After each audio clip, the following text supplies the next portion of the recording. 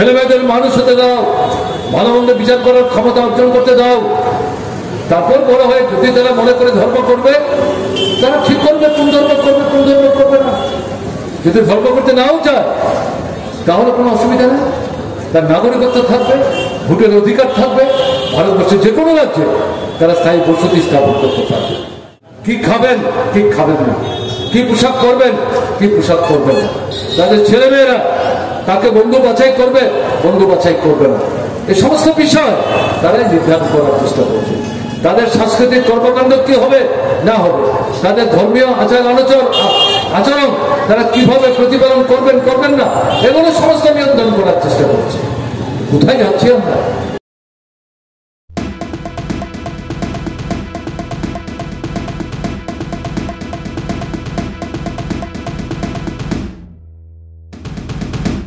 Doctor বাবা সাহেব আম্বেদকর তিনি তো হিন্দু ধর্মাবলম্বী ছিলেন।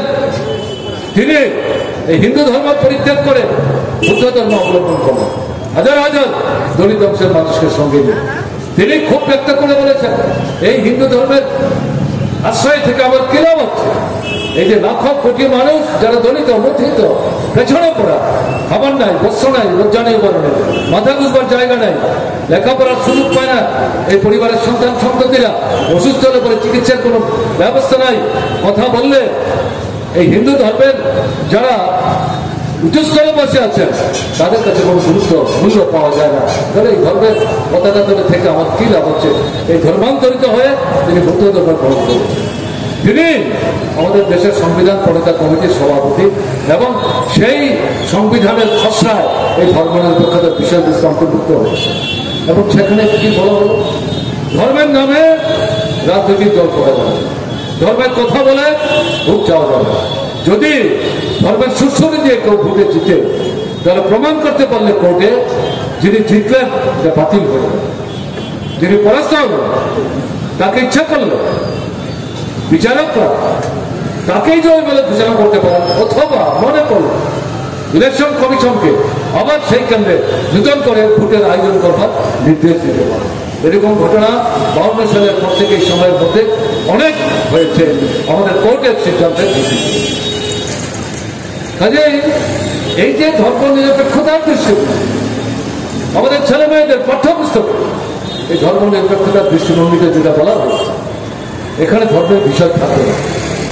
ছেলে মেয়েদের মানুষ হতে দাও, ভালো মন্দ বিচার করার ক্ষমতা অর্জন করতে দাও। তারপর বড় হয়ে যদি তারা মনে করে ধর্ম করবে, তারা ঠিক করবে কোন ধর্ম করবে কোন ধর্ম করবে না। যদি ধর্ম করতে নাও চায় তাহলে কোনো অসুবিধা নেই, তার নাগরিকত্ব থাকবে, ভোটের অধিকার থাকবে, ভারতবর্ষের যে কোনো রাজ্যে তারা স্থায়ী বসতি স্থাপন করতে পারবে। এই যে ধর্ম নিরপেক্ষতার মৌল দৃষ্টিভঙ্গি এর বেদমূলে একদিকে যেমন গণতন্ত্রকে আক্রান্ত করে ধ্বংস করছে, সংসদীয় গণতান্ত্রিক ব্যবস্থাকে ধ্বংস করে দেওয়ার চেষ্টা করছে, আরেকদিকে এই ধর্ম নিরপেক্ষতার বেদমূলে বিজেপি RSS মিলিতভাবে আক্রমণ সংগঠিত করছে। মূল লক্ষ্য মুসলমান অঞ্চল, এখন শুধু মুসলমান না, তার পরবর্তী পর্যায়ে তারা খ্রিস্টানদের উপর আক্রমণ করার চেষ্টা করছে। কি খাবেন কি খাবেন না, কি পোশাক করবেন কি পোশাক করবেন না, তাদের ছেলেমেয়েরা তাকে বন্ধু বাছাই করবে বন্ধু বাছাই করবে না, এই সমস্ত বিষয় তারাই নির্ধারণ করার চেষ্টা করছে। তাদের সাংস্কৃতিক কর্মকাণ্ড কি হবে না হবে, তাদের ধর্মীয় আচরণ তারা কিভাবে প্রতিপালন করবেন করবেন না, এগুলো সমস্ত নিয়ন্ত্রণ করার চেষ্টা করছে। কোথায় যাচ্ছি আমরা? ভারতবর্ষের একথা থাকবে, ধ্বংস হয়ে যাবে। এরকম একটা জায়গায় দাঁড়িয়ে এদেরকে পরাস্ত করবার চাষ আপনারা দেখছেন। প্রধানমন্ত্রী আজ থেকে মাসখানেক আগে স্লোগান তুলেছে, তৃতীয় বিজেপি সরকার তৈরি করতে হবে। এবার 400 আসন আমাদের জিততে হবে, 370 আসন বিজেপি, বাকি 30টা অন্য দল, তাদের সঙ্গে আরো 30টা দল আছে। কেন এই সংখ্যা চাইছেন? এই সংখ্যা হাতে পেলে পর সংবিধান পরিবর্তন করবার সুযোগ তাদের হাতে চলে আসে। যদি পরিবর্তন করতে পারেন, ওই মনুসংহিতার আদলে ভারতবর্ষের সংবিধান হবে। তার মধ্যে গোটা ভারতবর্ষকে 100 বছর পেছনে এরা ঠেলে নিয়ে চলে যাবে। এরা কাজ করছে অর্থনৈতিক দিক থেকে, একচেটিয়া পুঁজি, যোদ্ধা, জমিদার, কালোবাজারি, মুনাফা, সুৎখোর মহাজন, তাদের স্বার্থ রক্ষা করবে।